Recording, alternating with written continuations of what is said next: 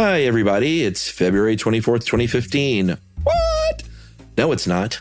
It's not that at all, but we're going to go back in time today because that's what we do every Saturday with our Saturday Selects picks.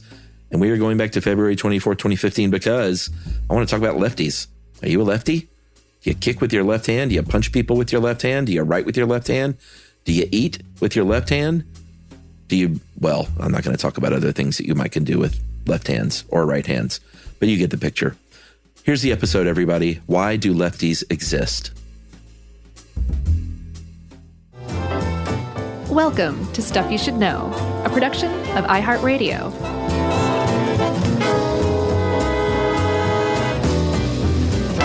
Hey, and welcome to the podcast. I'm Josh Clark with Charles W. Chuck Bryant, and Jerry's over there too. And this is Stuff You Should Know. Oh, the podcast. Man, oh man. I would love for people to just be a fly on the wall in this studio sometimes. Get squashed. It was a lot of fun pre-record today, people. I hate that you miss out on that kind of stuff. But you know what? That's for us. We deserve a little something. Yeah. And that's called pre-show fun. Fun. Hammering out the details. Hammering out the details. I thoroughly enjoyed researching this one. Oh, really? It burned my brain a little bit. It burned my brain a little bit too, but I didn't know anything about handedness. And, you didn't? No, not really. Don't use your hands much? Well, I mean, as far as why you are left or right-handed or ambidextrous, it was all kind of new information for me. Yeah. So, I feel like I'd read that IO9 article, which we should give a huge shout-out to. Yeah. Because it's forming partially the basis of this episode. Yeah, why are so few people left-handed from IO9? And they sourced a lot of great stuff from Discover Magazine in their article. And Science. So it's legit. It is legit. Possibly even too legit to quit. Yeah? Yeah. Which I could not do with my left hand. I guess I can. I just did it. You just did too. You're signing to me. Yeah. I'm equally bad at doing too legit to quit finger motions with either hand. I'm right-handed, by the way. What about you? I'm right-handed, but that is weird since you have your MC Hammer pants on. I thought you would be good at that. That's all just, it's not hard to put on pants. It's hard to do the too legit to quit finger motions. Yeah, I'm right-handed I was about to say to a fault, but heavily right-handed because after reading this, I do believe that there is a bit of a spectrum, I think. Oh, yeah? Yeah, I think some people are way dominant with their one hand, and some people skew more toward, I can do some things with this hand. And some people are ambidextrous, which we'll talk about. But, very few, though. Fewer than you think. Yeah, but I am heavily right-handed. I cannot do many, what's the word I'm looking for? Not like my fine motor skill tasks. I cannot do very well with my left hand. I gotcha. I can just like club things and smack things and knock stuff over. Yeah, knock stuff over. You're like Frankenstein clearing a table. Pretty much. What about you? Can you do anything with your left hand? I used to think I was, pretty much just strictly right-handed. But then I especially researching this, I paid attention. And I'm like, no, I use my left hand a little more than I thought. I'm definitely not ambidextrous, and if there is such a thing as a dominant hand, it's clearly my right. But this article points out, or actually it was a Science article that said there's this idea that there isn't a dominant hand, that you have uses for both hands, and one kind of specializes in one thing and one specializes in another. And the example they used to illustrate that was cutting like meat with a fork and knife. Yeah, I was going to ask you about that. I was thinking about it. I was like, oh yeah, I guess I do use the knife pretty well with my left hand. And I thought, crazy, no, my fork is in my left hand. Yeah, me too. My knife is in my right hand. Me too. And then I switched the fork over to my right hand. That's what I do too. I was going to ask you that. So I'm definitely right-handed, but, my left hand does a great job holding the steak in place with my fork while I cut it with the knife. Yeah. Well, I come to think of it, though, I play guitar and drums. So, I have some left-hand skill, I guess. Mm-hmm. And I know if you break your dominant hand, you're going to learn pretty quickly how to adapt. So it's possible to learn. Yeah. If forced to. Yes. It's all very interesting to me. It is. And we should say, if you happen just randomly to be listening to this episode on August 13th, happy National Left-Handed Day. Yeah.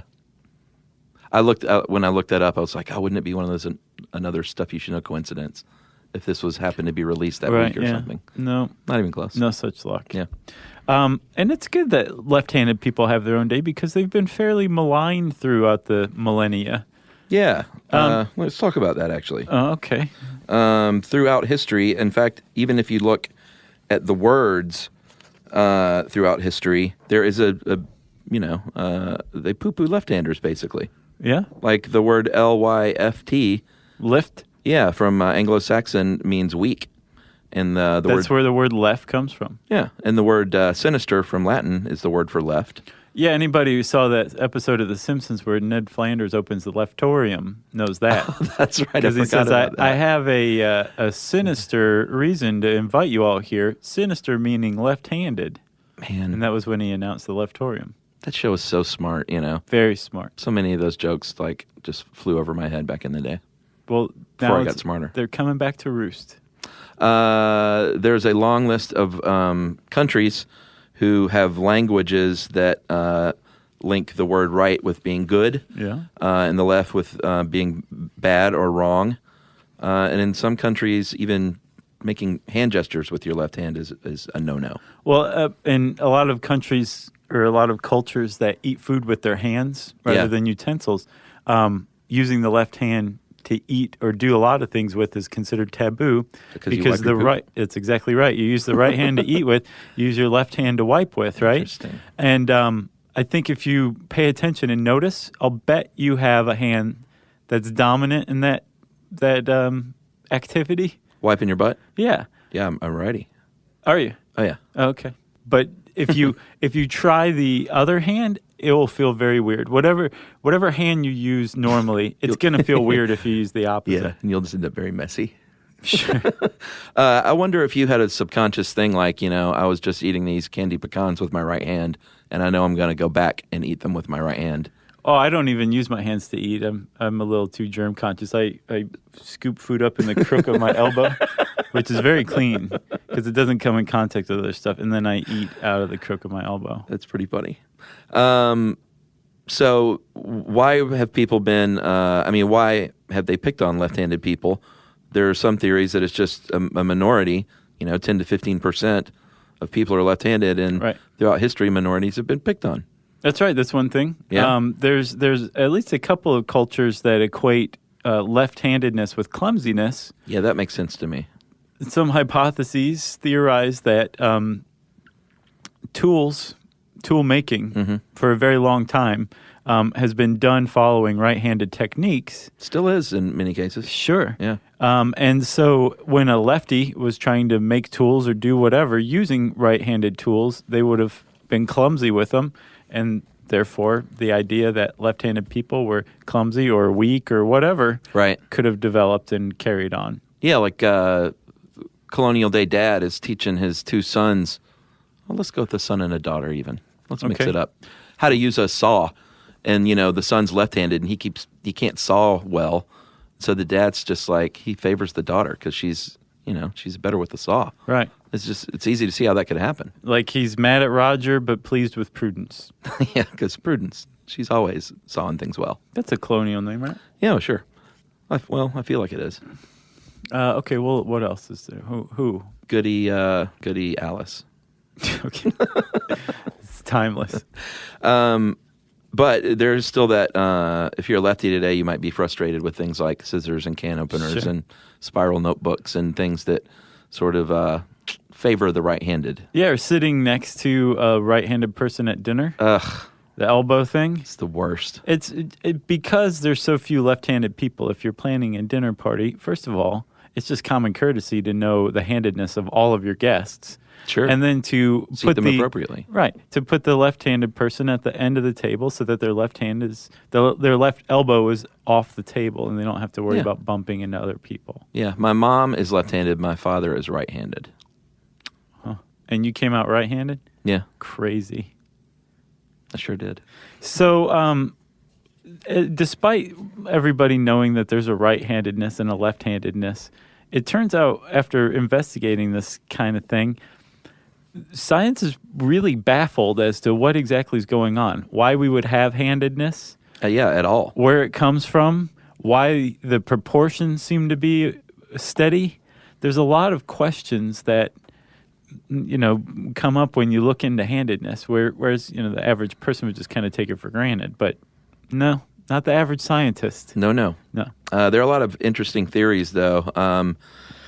One is that, as we all know, we have a left hemisphere and a right hemisphere of our brain. And we are one of the only mammals that are very much have it's called brain lateralization, when primarily, and this isn't across the board, but primarily one hemisphere controls certain things and the other controls other things. And that is primarily controlling the opposite side of the body as the hemisphere. But language and controlling your, fine motor skills, like things you do with your hands and your fingers, have often been linked because they are generally linked together on one hemisphere of the brain. Right. For the most part, people who are right-handed, they make up the vast majority of human beings, by the way. 85 to 90%. Yeah, I saw as low as 70, but nothing lower than that. Yeah. No, 80 to... Yeah, you're right. Sorry. Exactly. Yes.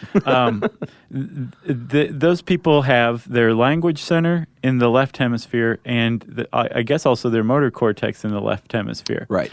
And the left. And Gotcha. There's a lot of questions about why this would be. And the brain supposedly is always looking for efficiencies as much as possible. Yeah.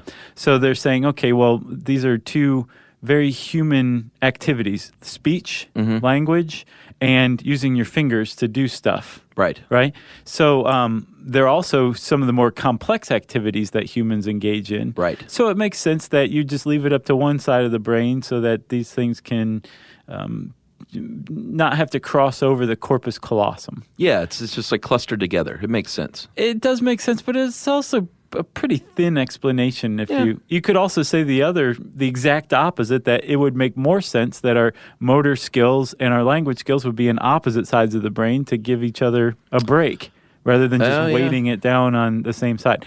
The point is, though, is if you crack open a human brain and you look for the motor cortex and the language region, the language center, you're going to find them most likely, statistically speaking, on the left hemisphere. Hence, more right-handedness. Right, because of what you said, that that brain lateralization, where stuff that's carried out in the left hemisphere is going to manifest itself in the right. So if you're shaking somebody's hand using your right hand, the left hemisphere is blowing up. That's right. If you're taking in visual information with just your left eye because you got your right eye closed or it was poked out by a seagull or whatever, then your right hemisphere is going to be active, right? That's right. Interestingly, though, if the opposite isn't true, if you have your language center in your right hemisphere, it doesn't always mean that you're going to be left-handed. Right. It means you're more likely to, but I like the way this article looked at it. It's an evolutionary rule of thumb. It's not, I think they said between 61 and 73% of lefties have the language centers on the left, 90%, over 90% of right-handed people. Right, which raises a really great question. Is there such a thing as righties and lefties? Or is there such a thing as righties and non-righties? Yeah. Because if a righty and a lefty are equally exactly the same thing, if handedness is completely binary like that, then if you're a lefty, your language center should be on the right-hand side. And that, like you said, that's just not the case in most lefties even. Yeah, that's true. And the IO9 article also points out that they don't know why necessarily, but this is just how we evolved. It could have just been the opposite. Right. And then we'd have more lefties. Right. Yeah, well, that's the idea. But I think there are a couple of the explanations possibly of genetic mutations along the way, two in particular. One about 200,000 years ago that basically mutated us to the fact that we are going to be more right-handed and the language center is going to be on the left-hand side. Right. And then more recently, there's a theory that there was a second mutation between 20,000 and 100,000 years ago where that basically balanced things out, or it canceled that out, which means the possibility of left-handedness became a thing, or else we would have all been right-handed. Right. That makes sense too. It does make sense in that the humans possibly evolved to use their hands more, and by using their hands more, our brains were forced to become specialized, and basically forced to choose. So then some sort of gene was set up that made the developing human brain most likely to be a right-handed person, right? Yes. And then that second gene came along and canceled that out in some parts of the population. Yeah. I think it's the D gene and the C gene. There were two alleles, which is the manifestations of a gene at the same location. And the D gene is more frequent in the population, so it's more, it promotes the right-handed preference. The C gene is less likely within the gene pool. And so there you have like a 50-50 chance of being left-handed if you have that C gene. Okay, I gotcha. Yeah. But you don't have a 50-50 chance of being a left-handed person in general. You have about a only 10% if you have chance. Yeah, because the D gene is more prominent, and that means almost certainly you're going to be right-handed. Okay, so the caveat we should add to all of this is that this is all just strictly conjecture. Sure. And we'll get to a little more of this conjecture right after this.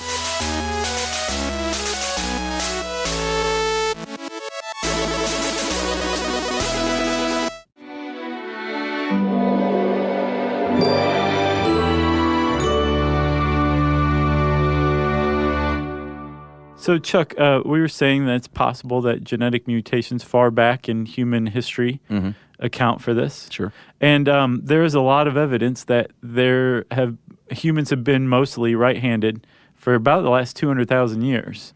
Fossil evidence suggests this. Looking at Neanderthal skeletons, early human skeletons, you can see evidence on the skeletons of right-handedness, and they think that it's so obvious and obviously prominent because these people were using things like spears. Yeah. So if they did have a hand preference, then a spear would definitely develop the arm connected to that hand, and it would stay in the fossil record through the skeletons, right? Yeah.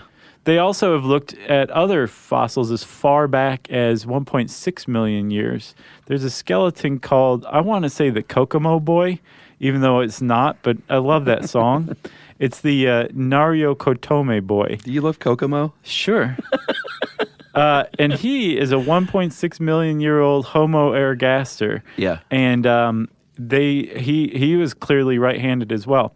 Other fossils have turned up evidence of right-handedness. The teeth, striations on the teeth suggest eating with their right hand. Yeah. So what we can say with a pretty decent amount of confidence is that at least for the last 200,000 years, humanity has been the majority right-handers. And there's been maybe about this constant 10-15% proportion of left-handed people, which makes the mystery even more crazy to me. Yeah, but it also makes sense that in early tool building and teaching how to use tools, I mean, it holds true today. They've done studies that, you teach your son or daughter to tie a tie, and it's going to be more difficult if they're left-handed and you're right-handed for them to try and do it with their left hand. So they'll pick it up easier if they go against their instinct and learn it how you've taught. Right, yeah. With the right hand. Studies have shown that. Yeah, so you learn faster from watching somebody and then using the same hand movements that they do. Yeah, and that makes sense back in the, with Tuk Tuk and showing his pal how to use the bone to smash a skull. Right. It's if his buddy picks it up with his left hand, Tuk's going to shake his head. No, don't be stupid. Yeah, use right hand. Or they're just going to, everyone wants to fit in, even back in the old days. Well, that's actually a suggestion of why left-handedness is possibly not a little more prevalent among a certain age group today. Yeah. Because it was equated with being weird or off or crazy or whatever. Sure. And parents and teachers would force children to learn how to write with their right hand, effectively wiping out a lot of the left-handed population. Yeah, and just jumping back a minute, I wanted to mention something important, that the whole correlation versus causation thing. Yeah. With the whole Language Center link, it's not necessarily that's a correlation. They appear to be strongly linked, but no one is saying that because the language hemisphere is on the left side of your brain, that's causing you to be right-handed. Right. And again, the reason that they are linked in a lot of scientists' minds is that speech and fine motor skills are basically uniquely human, almost uniquely human. And it's just it's kind of like a red flag or a signal that they're both usually in the same hemisphere, and they do seem to be connected. And one hypothesis for why they're connected I thought was pretty smart. Mm-hmm. The idea that spoken language, emerged out of gestures, hand movements, which would require fine motor skills, right? That I don't have, trying to do the too legit to quit thing. Sure. But the idea that language emerged out of that would suggest some sort of connection between the two, like maybe the fine motor skill section is the more ancient of the two, and then language evolved out of that. Right. But we also still need our fine motor skills to like eat with a fork and knife and everything, so it stuck around. Yeah. It didn't become obsolete just because we started speaking. Yeah, I like that theory. We did mention that this is largely uniquely human trait, but they have followed, they've basically been looking at our closest ancestors to try and figure a lot of this stuff out. Although I did see some studies that said that like 30% of cats are left-handed because they'll go to swat things with their left hand. But I'm not so sure about that. Yeah, not only is it difficult apparently to test or to attribute a handedness to an animal, it's also difficult to attribute handedness to a person. Yeah. Because the idea of whether or not you're left-handed or right-handed, it's still questionable. Like if you write with your right hand, but you actually can write better with your left hand or something like that. Right. What are you? Yeah. Is the one you're comfortable with or the one that you're actually better with? Yeah, that's a good point. Yeah. But they have been looking at our primate ancestors since about the 1920s, and they have found patterns. Apparently, lemurs are more left-handed, and other prosimians, macaques, and old world monkeys, for the most part, are evenly split, and gorillas and chimpanzees are about 35% lefty. But this is interesting. The more, as they say here, the more primitive the primate, the more likely it is to be a lefty, which goes in the opposite of the gene mutation. Right. It's the exact opposite. It implies that we were originally left-handed as primates, and then as we evolved, we became right-handed. So therefore, right-handed people are more evolved than left-handed people in some weird way. Yeah. So again, it's another inconsistency and of course, this is in primates too. That doesn't necessarily mean it's the same thing with humans. No, definitely not. Yeah. But I mean, if you're looking at our ancestry and trying to figure out where handedness came from, you have to go pretty far back. Right. And that's a pretty good example of how this body of work or knowledge is very contradictory still. Yeah. It's baffling. It's pretty awesome. Hey, Chuck. Hey. You sent me something about ambidextrousness. Yeah, I thought this was kind of interesting from Mental Floss. Like it was just kind of my understanding that anybody who said, "Oh, I'm ambidextrous," knew what they were talking about, but it turns out that's really just not the case. For the most part, it's a very rare condition, I guess you'd call it. Yeah, because I don't know if there is a strict definition for what constitutes being ambidextrous. Like a switch hitter in baseball doesn't necessarily mean they're ambidextrous. It means they've taught themselves to hit from the other side of the plate. Right. If you notice, as a baseball fan, you're never going to see a player that hits equally as well on both sides. Like, the great Chipper Jones here from Atlanta. Yeah. He favored one side of the plate. Although he was a switch hitter, he was a much better hitter, I think it was as a lefty and not as a righty. So that's not ambidextrous. No, someone who's taught themselves, because it's a valuable skill in sports, right, to be somewhat ambidextrous, or in a lot of sports. Yep. But I think writing is one of the things that they can look at as a clear indicator of which hand you're best at. And they say only about 1% can write equally as well with either hand. Right. So that's like super low. Apparently, too, so this handedness and this lateralization of the brain and division of labor and all that has a lot to do with how your brain's connected, and apparently handedness is a part of that, too. Yeah. So, like, for example, people who are ambidextrous are more likely to suffer from schizophrenia, to have schizophrenia. Yeah. And it's not just ambidextrous people. Apparently, lefties show a greater propensity towards schizophrenia. Something like 40% of people with schizophrenia are left-handed, which is a very high proportion, considering the general population is about 10%. And more than that, dyslexia and stuttering as well for lefties. Right, which suggests that left-handedness has an effect on how your brain is wired. Yeah. It's not just a simple, my hand is, I use my left hand, my brain is otherwise the exact same as a right-handed person. The brain does appear to be different. Yeah. In some ways, especially in the ways that it's connected. Yeah, we talked about synesthesia before, one of our favorite, what do you call it? Not a condition, is it? Yeah. Is it? Sure. I always just think of condition as something that's, derogatory. That's bad. Yeah, no. Like a malady or something. No, I mean, I think that falls under that. One is one, but the other one isn't necessarily that one. Gotcha. So, like, a malady is a condition, but a condition isn't necessarily a malady. Right. Anyway, that's my long-winded way of saying synesthetes are awesome. Yeah. And the rate of ambidextry in synesthetes is much higher, and left-handedness, than in the general population. Right. So we have some clues here. Like,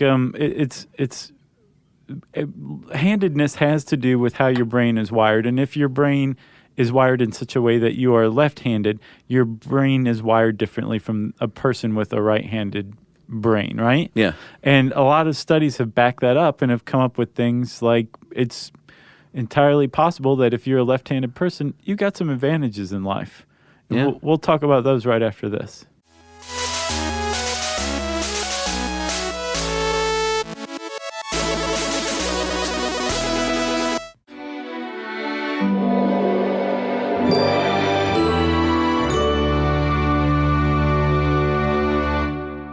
So, Chuck, one of the things that left-handedness possibly confers upon you as a benefit is the idea of thinking quicker, to be able to process information more quickly.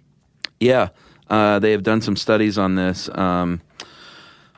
Did a couple of studies, one of which they sat down 100 people, 80 right-handers, 20 left-handers, and basically just showed them a computer screen with a single dot either on the left or the right side, and you had to press a button. It's just a speed test, basically. Right. It's like which side is it on, left or right? Right. So if something shows up on the left side, I'm sure you have a clicker in your left hand and clicker in your right hand. You click the left-hand clicker. But this is all happening very fast. That's right. And left-handed subjects were overall faster. In the other test, they had to match up multiple letters that appeared in some cases on either side of the line and in other cases on just one side. And again, left-handeds were faster, but just at matching letters that were on both sides of the line. Right. Which I thought was interesting. Well, and that supports this idea that the brain, the fact that some left-handed people's motor skills and language centers are on different sides in their brains, could make them talk more. The sides of their hemispheres of their brains are more connected. There's more white tissue, or their corpus callosum is more efficient. It makes sense in a way, but at the same time, you're like, wait, that doesn't make any sense. So it's kind of, this data should be taken and just locked away in a box until we understand the whole thing more. Right. Because it doesn't really do a lot at this point. We don't know enough to make it fit. No. And it's actually kind of contradictory to some other stuff, too, as far as handedness goes. Yeah, but they do say that if you're left-handed, you may be like a better gamer or a pilot, because you're able to just process this quick information super fast. Right. Like rapid-fire stuff coming at you. It also suggested, too, that language can be processed in both hemispheres among left-handed people, which, again, would require a lot more connections between the two hemispheres, faster communication between the two, and hence quicker thinking. Yeah, and that you, in the long run, as you age and your brain deteriorates, you may be in better shape as a lefty because your other hemisphere may be able to pick up that slack more easily. Whereas if you're just a dumb right-hander, you're just, you're screwed. You're in trouble. And of course, this isn't proven. This is just, they're postulating here. Right. But, I mean, it adds to this mystery. You definitely have an advantage in sports in a lot of cases, though. Yes, but not in the way that you would think. It's not necessarily because your brain is communicating, the hemispheres of your brain are communicating. Right. It's more because your opponent is statistically likelier to be expecting you to be a right-handed person. Yeah. To have trained against a right-handed person. More practice, basically. Exactly. To be used to playing a right-handed person. Whereas if you're a left-handed person, they're playing you now, you're going to throw them off guard. Yeah. You're going to catch them off guard. You're going to be able to get the drop on them because they're not used to you. Whereas you, being a lefty, you're still statistically likelier to have played right-handed people. Right. So you know how to handle them. They don't know how to handle you. Exactly. You're the wild card, baby. You win. You're Rocky. Yeah, Rocky was left-handed, Southpaw, apparently. Yeah. And there's a bunch of sports figures in real life that were left-handed, and apparently it's one of those things where they're disproportionately represented. Yeah. As far as successful athletes go, compared to the population at large. Yeah, and I think a lot of times you'll hear about like MMA or boxing. Tennis is another big one. Because if you're used to playing righties most of your life, right, that left-handed server comes up there and it's different. It's weird. Right, and the difference is so pronounced that like if you are a pro tennis player or something like that, or a pro boxer, you're going to train against a lefty before a match against a lefty. Yeah. You're going to do what you can to prepare yourself. Yeah, and I think Robert Lamb wrote this on How Stuff Works, Are Left-Handers Better at Sports? Yeah. And he also points out that through history, this probably comes from like soldier training, mainly training and fighting and jousting and sword fighting and everything against other righties as well. Yeah. So a lefty would have a left-handed warrior might be more prone to be, the great leader, like perhaps Alexander the Great. Right. Who was supposedly left-handed. What's weird, though, is if that had been the case, if humans had been left-handed and right-handed, the proportions have been roughly the same for the last 200,000 years. Mm-hmm. If you're a left-handed combatant, wouldn't then the proportion of left-handed people have grown over time because of natural selection? Because you have an advantage in battle or something like that, so therefore the population of right-handed people would drop in relation to the population of left-handed people. Killed them. Exactly. That makes sense, and I remember... It does, but that hasn't happened. Yeah. I remember our podcast on castles like 80 years ago. Mm-hmm. Remember they built the staircases going on the right-hand side. I can't even... Do you remember how mine... You don't remember? Bendingly difficult that was for me to understand. Oh, no. Did you have a hard time with it? Oh, yeah. We had to re-record it, I think, twice because I kept getting it wrong. Yeah, we also got in trouble for a cuss word in that one, too. That was a dark day many years ago. Oh, yeah.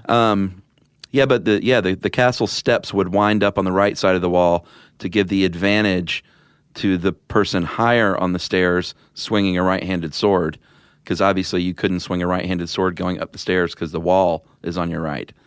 But a left-handed combatant, advantage taken away. Exactly. Even though you have the higher ground, because all of a sudden you're cutting the guy's knees off. Right. You're cutting them off at the knees. Yeah. And that hurts.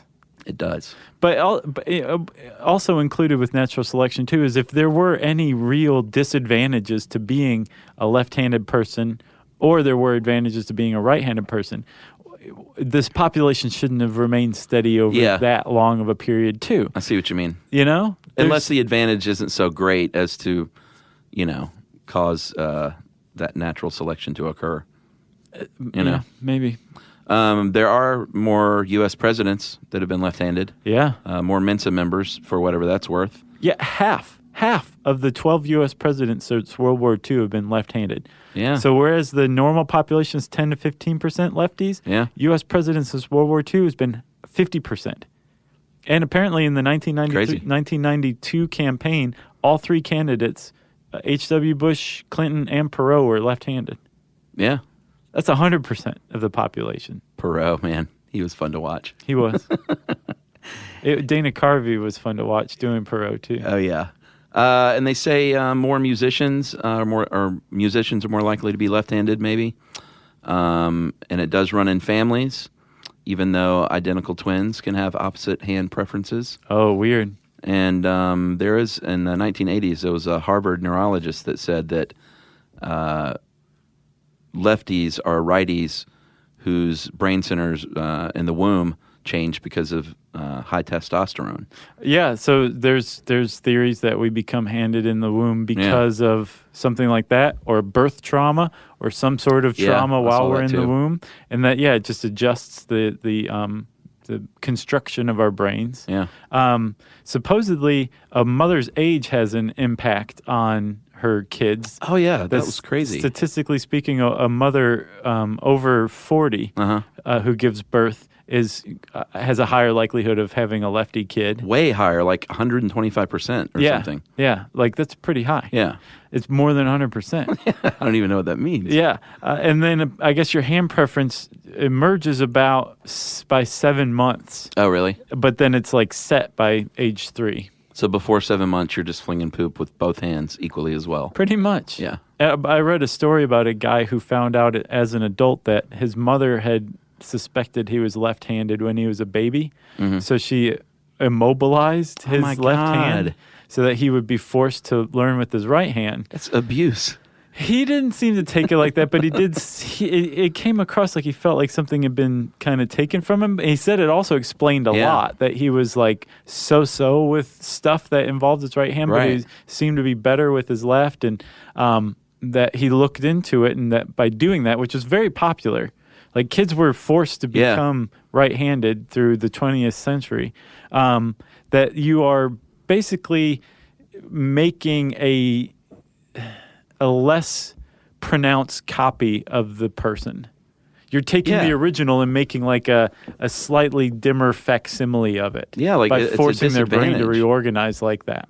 Interesting. Yeah. Whereas they thought they were trying to give them an advantage, they actually gave them a disadvantage. Exactly. But I would imagine that if you did that till, say, age 18. Right. And then all of a sudden started using your dominant hand that you were naturally born with. It's all like spindly and weak. And right, like but then once you train it to bulk back up, I would imagine your brain would be better off like that. It'd be fuller. Right. So continue the abuse. Right, until 18. Okay. Discontinue the abuse. And then bam, you got a super kid on your hands. Take your little old man spindly hands and fingers. Like build them back up. The Mr. Show character. Remember Titanica went and visited David Cross in the hospital? They're getting back together, supposedly. Yeah. That's exciting. Saw PFT tweeted something, some picture. It's very exciting. The whole gang. If you want to know more about Paul F. Tompkins or Handedness or Mr. Show or any of that jazz, you can type that stuff into the search bar at howstuffworks.com. Since I said search bar, it's time for listener mail. I'm going to call this Christian shout-out. Hey, guys, started listening a few months ago and have already listened to about 160 episodes. Oh, that's not bad. And by the way, we mentioned this a lot, but if you're just on iTunes, say, and you think, boy, these guys have got 300 episodes. 301. Yeah. We've got, like, how many now? 700 and change. Yeah, 700 plus. Yeah. That you can find on our website, stuffyoushouldknow.com. Yeah, and as a little pro tip, if you go on to stuffyoushouldknow.com, a.k.a. the website with one of the worst searches in the world, just do Control F and open up your web browser's search and then type it in and on our podcast archive page. Oh, if you're looking for something? Yes. Okay. It'll bring it up. Don't search for it. Don't bother searching for it using our search tool on our site. We're working on that. Are we working on that? I hope so, because this is really bad. Like, it doesn't bring up anything. Really? Yeah. Wow. That's pretty bad. Then why is it even there? I don't know. I guess for looks. Lame. So getting back to this, we do have a lot of podcasts out there. For those of you who don't know, we have 700 plus. I forgot what we were talking about. He listened to 160 episodes. Oh, yeah. His favorite thing about them is how you don't poo-poo anybody's beliefs. I'm a Christian, so when I was very much so begrudgingly listened to your evolution suite, I was expecting to be mad, but to my surprise, I heard a very non-biased view of evolution. I do believe in evolution, but it's a long story, by the way. After many years of hearing creationists slam people talk about evolution, it's a very pleasant surprise. So just want to say thanks for putting your hearts but not your opinions, ended that episode's. That is from Matt, very sincerely, and we've been taking a task here and there. We try to do our best, Matt, to keep things on the level like that, but we are human, and we do flounder here and there with that, but we try, and we appreciate your kudos for that. Yeah, thanks, man. Yeah. If you want to give us kudos, we would love to hear about that. Or if you have any great stories that has to do with handedness, let us know. If you had your arm tied to your waist till you were 18. As a baby. Yeah. You can tweet to us at SYSK Podcast. You can join us on Facebook.com/StuffYouShouldKnow. You can send us an email to StuffPodcast@HowStuffWorks.com. And as always, join us at our home on the web, StuffYouShouldKnow.com. Stuff You Should Know is a production of iHeartRadio. For more podcasts from iHeartRadio, visit the iHeartRadio app, Apple Podcasts, or wherever you listen to your favorite shows.